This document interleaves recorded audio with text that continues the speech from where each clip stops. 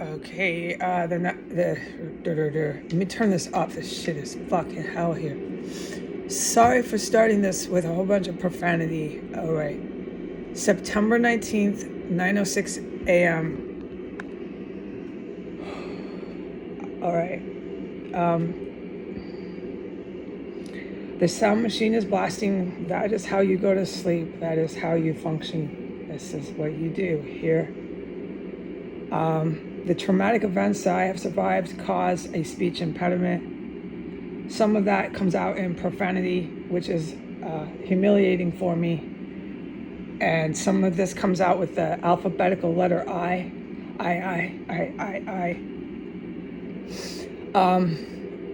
And just loss of the English vernacular. So bear with me, please. On the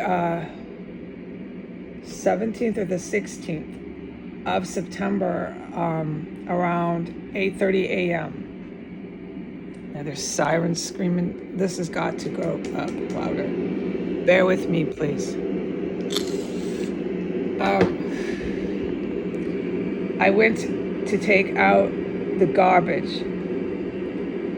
It was Jesus who guides me, and he said, right now, go take it out. So I did.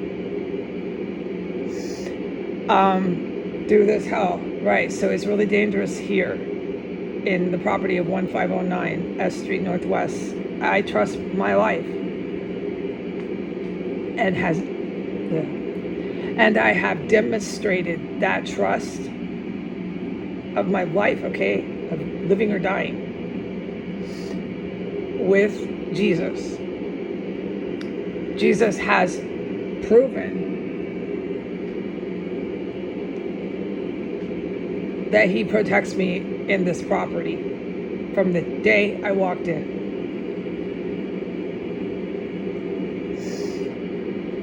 All of that stuff about how Jesus has proven he protects my life and how I demonstrated my trust of that with Jesus, I will write a book on. I think it would require a small book, not a really big book. All right?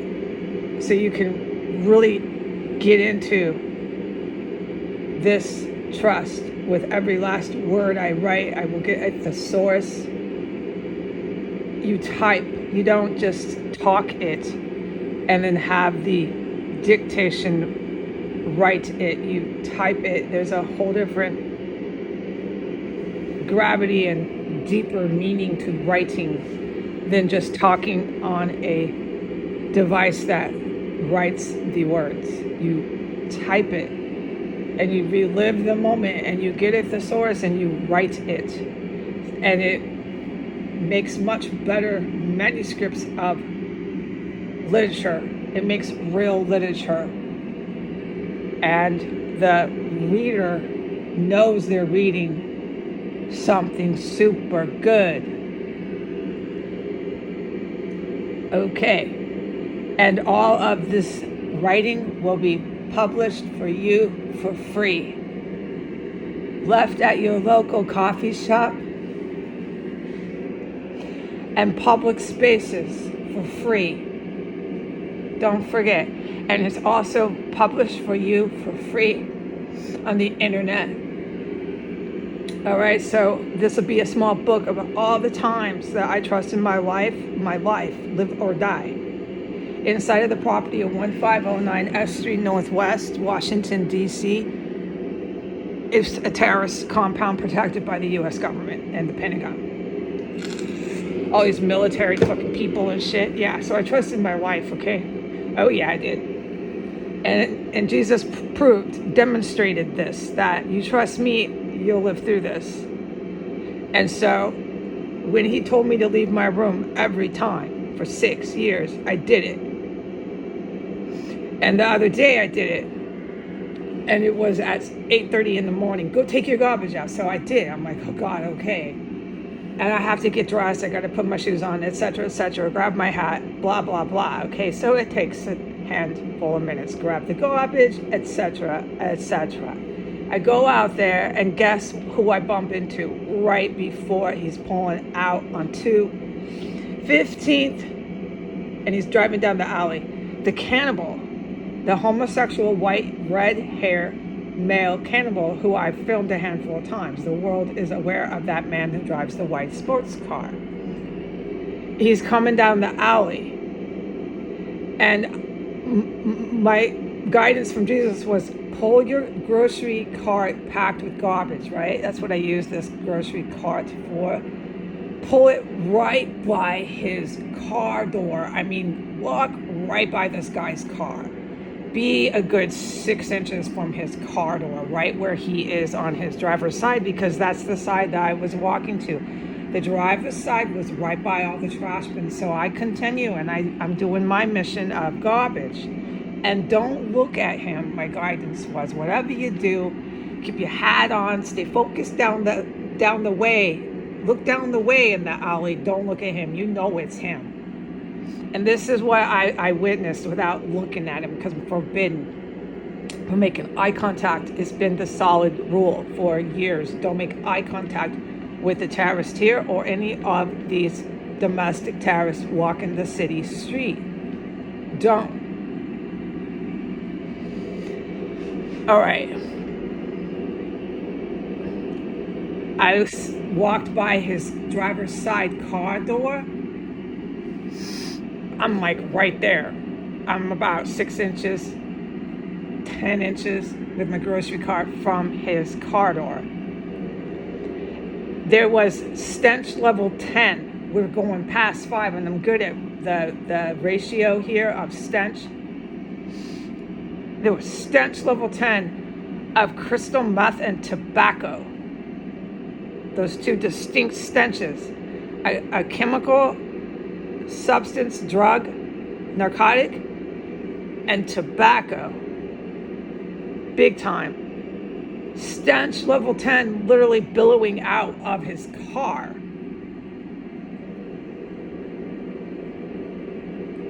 Billowing out of the driver's side where he was sitting and he was driving under the influence. I've known that, but I am to report this. I know these people are flying high on. There's a hot air balloon here. And yeah, they were around a little bit too many dead bodies, and got the idea why they were a little bit too high on drugs to start eating it. And I witnessed it last night, the cannibalism.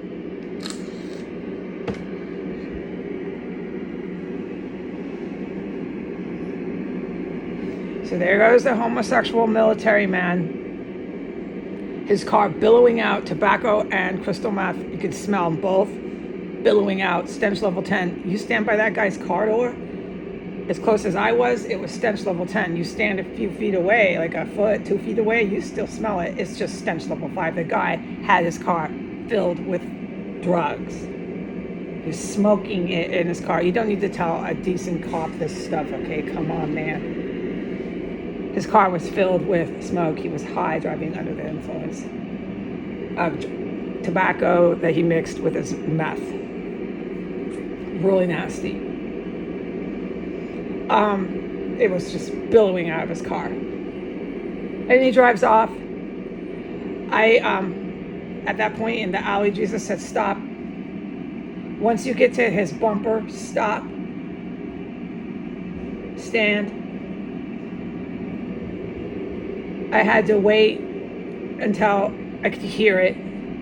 He'd drive away. Don't move 1 inch in this alley until that terrorist, oh, no doubt, he's one of the main ones. I bumped into him in the alley. Until he drives off down the city streets, aided, harbored, protected sanctuary for the most indescribable historic domestic terrorism America has produced to date.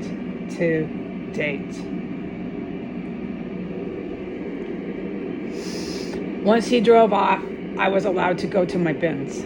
and finish my mission of garbage. And I went back. I didn't mess with no one. I don't make eye contact. I steer clear. And I get back in the property 1509. One big reason why I don't mess with people out there is because the city gets bombed to an unrecognizable state afterwards. You won't recognize Washington, D.C. This is one reason why. This terrorist compound and the bombs they put in my house on 9/17/2025. They escalated the violence to a point of, right then, drop the rockets, and they are. It's just a matter of time.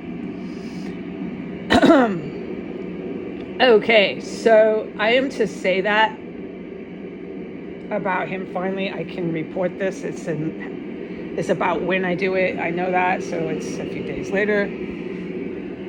I cannot talk about anything I've witnessed with any of the terrorists. This includes last night, except what I reported about the cannibalism. Last night and this morning, I'd love to say things. I can't. It's not up to me. Goodbye.